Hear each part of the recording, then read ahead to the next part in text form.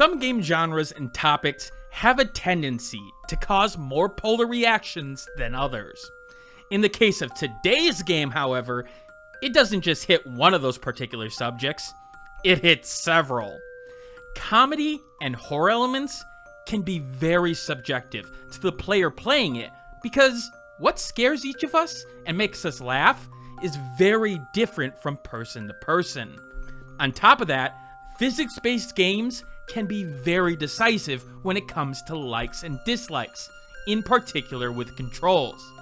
So for this channel and this review scoring style, it's the perfect game to challenge my objectivity and try to find the right audience for the game. The Upturned, released on March 23rd, 2022, or today, for the price of $10 on the PC, specifically Steam.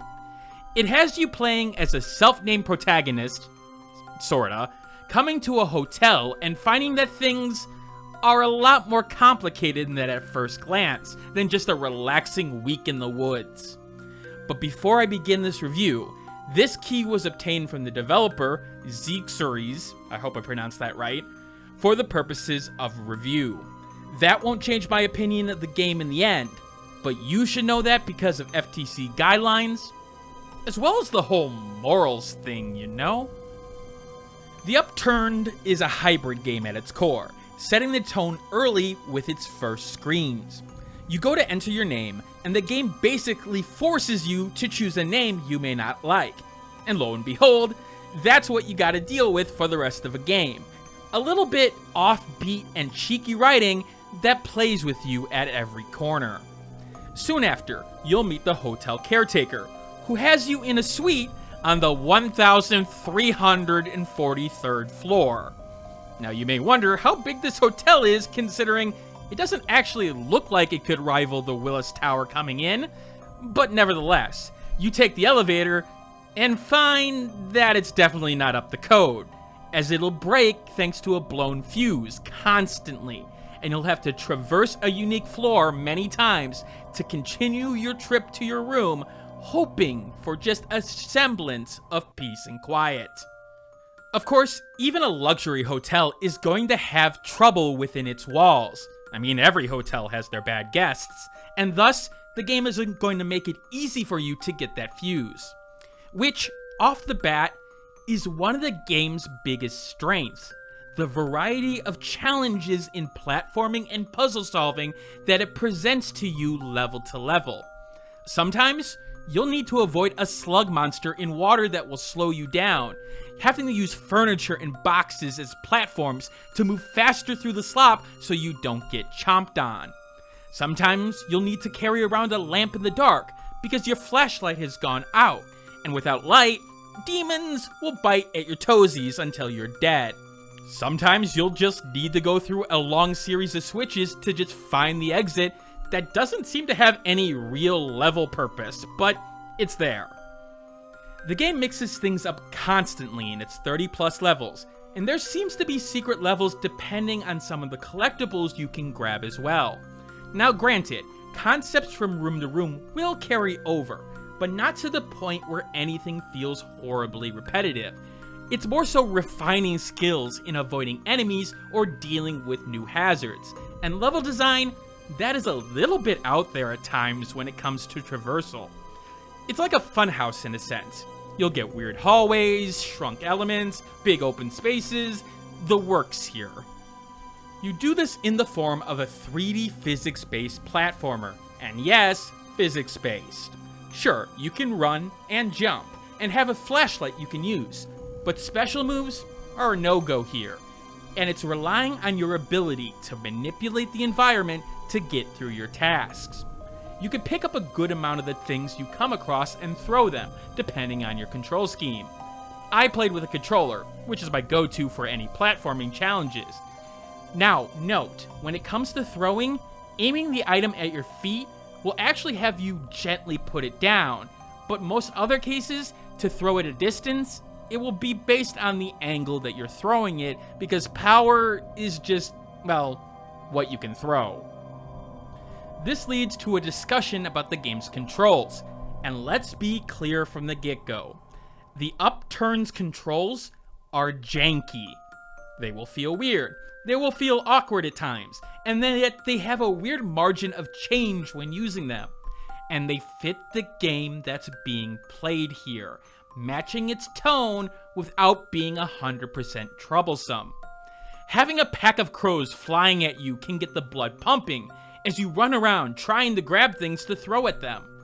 You'll notice that grabbing an item can be tricky, especially moving and whipping the camera around, as the range of grabbing, depending on the item's size, isn't horribly forgiving, meaning you can attempt and miss several times while those little guys peck at your head.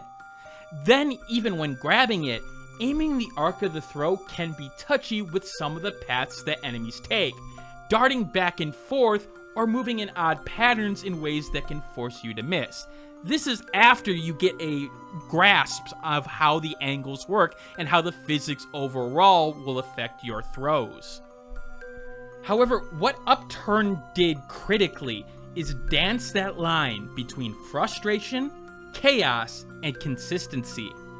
It understands that it has to allow you to be able to throw an item 98% of the time and expect the same result at the same angle, or the player would feel that the game is cheating them, that it's broken. With that said, however, depending on how an item flies and how it hits, it could bounce off in a weird direction, or it could even just sort of plop right in front of you without a care in the world. But you always feel like it was the result of something you did and not the game breaking. It feels beatable at every point, and that you can overcome challenges, but it also can feel like you have no idea what you're doing at times and are just throwing things across the room for the sake of it. And that, to me, makes for the perfect physics game with comedic elements. It's weird. It's a game that felt soothing to just run into a room, cause a bunch of spawns to trigger, and just throw shit around over and over again. But at the same time, you have to think about how you approach these challenges. The game does make sure that spawns of enemies can overwhelm you if you're making mistakes, like getting stuck in a room with little items and only one doorway that the enemies are coming in blocking you off. But it also knows when to be forgiving in that sense, especially when first encountering a new enemy type. This big guy here will drop you to 20% health if he grabs you, giving enough health to get away and taking one small new hit, but usually drops you in a way that's reasonably able to get you some distance between you and him, even if it isn't exactly in the direction that you want to go. Now, the game tries to teach you with level design and a helpful hotel manager hinting to give you clues on some things that you need to do or how to approach a challenge. For example, I could break these glass barriers to get through things faster, but I'll be cursing myself when attempting to do the puzzle where I need to use something to throw at a switch and I'm unable to grab the item without taking damage thanks to the ads that have now converged on my location. There are moments like this vent where you can see all the enemies in the dark are on one side, and suggesting that they will probably attack you on the way back, so you have a known path that you're probably going to go on. You're gonna hug this wall. But sometimes they'll still clip you the first few times around, even with that knowledge. The game does expect a little bit of repetition, which is fine for a game like this. It also allows me to throw things again, and, well, I like throwing things. But one thing that definitely stood out was the inconsistent checkpoints. Some levels will have them, having you spawn in the middle of them if you die, after getting through a good 3 or 4 minutes. But some will not. And quite frankly, I can't see 100% correlation between length and checkpoints, or difficulty even. It seems like the tone of the game, just sorta haphazard and chaotic. And I will admit, there was a level or two that I got frustrated, because one of the things that I was trying to figure out kept on killing me right at the end, and getting sent back to the beginning, having to go through that whole rigmarole again, only to die to that same part because, well, I hadn't figured it out yet. Yeah, frustrating to say the least. Now, it does help that you can change floors at any time and skip a level, but I also wanted to see more of the story in some senses, and some story does happen at the end of levels. So really for me, it wasn't something I wanted to do. With that said, let's shift gears a little bit and talk more about the story, writing, and atmosphere.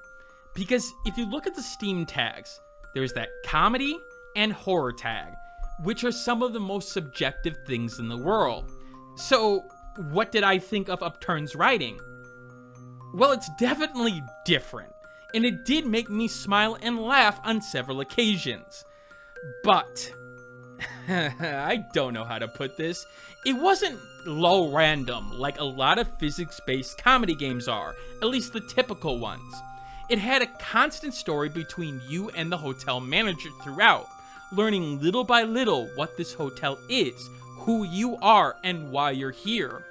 There's a lore that develops here that does well to comment on some of the events that are occurring in real life in an introspective kind of way, but also setting up punchlines for jokes that succeed. But in the same breath, the side stories that the hotel manager tells during that time can feel wacky and off the wall, almost to a Looney Tunes level when going in between some of these more serious segments. However, that isn't necessarily a fault against it. The game is able to use that wackiness, even in the horror segments, to set up good moments, and it comes down to a lot of the small details that the presentation puts an emphasis on. Like having you be able to respond to different choices at several points in the game, and at times giving you the choice to scream. Hearing that scream when you choose it at that point can really set you off in a fit of laughter. And little sound design elements like hearing your character walk, or just some of the sounds that some of the monsters make, can get you to start smiling, or even, again, laughing. Like, take a listen. I assure you, his death was peaceful.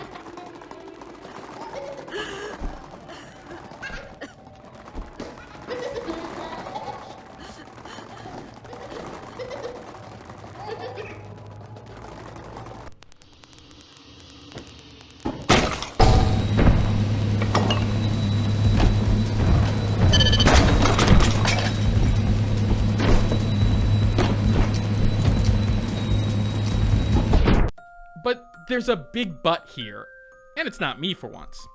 As for the horror elements, this is where the game I feel suffers a little bit with its hybrid approach.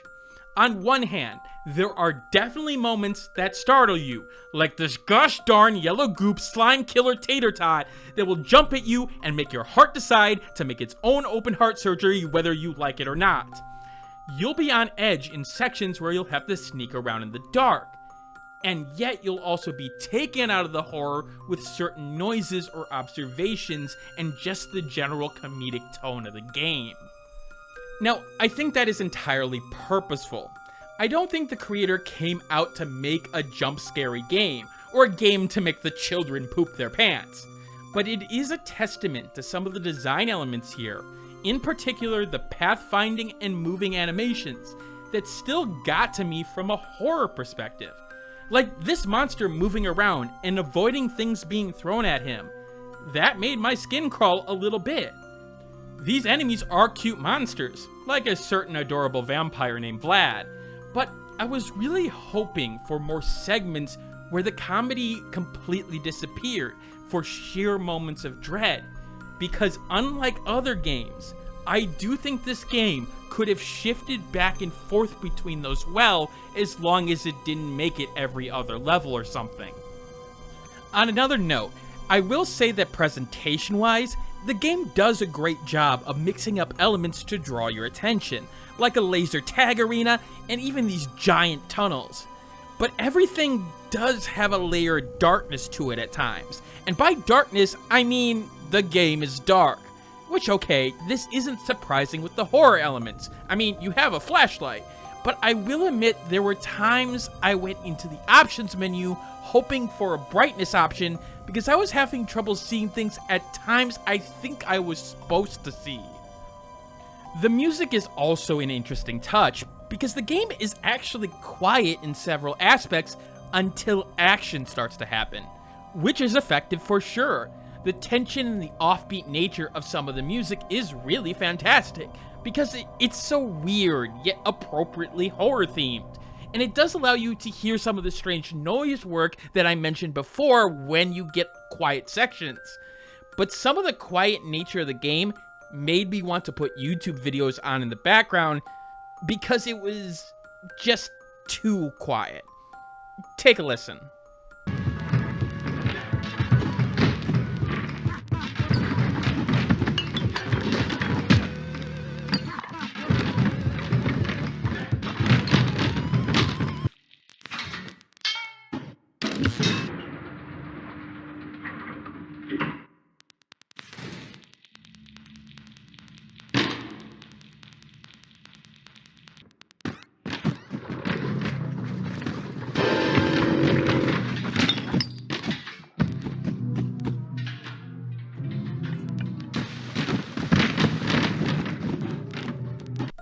The thing I want to emphasize about Upturned is that this is not the type of game that you buy for one element and one element alone. I mean, I've told you that the controls are great for what the game is, and the level design is varied and creative. I've told you that the writing is different and got me to laugh. But if you're buying this for only one of those elements, I would actually advise against it even at the low price tag. Not because of the quality, mind you, but more so that this is a package deal. The writing works so well due to the chaotic nature of the gameplay. The atmosphere being comedic yet still having horror elements works because of the sound design and the purposeful writing. This is a game that understands that each element makes the next when it comes to making a quality experience. And frankly, a lot of games could learn a lot from it. My biggest complaint is not that the game is lacking content. For $10, you get a great experience here. But it's the fact that the game did so many things well and was able to keep me interested over time that I sorta did want to see more, even at a higher price tag. And yes, I know that people are going to point out that I got a key and thus I didn't pay for it.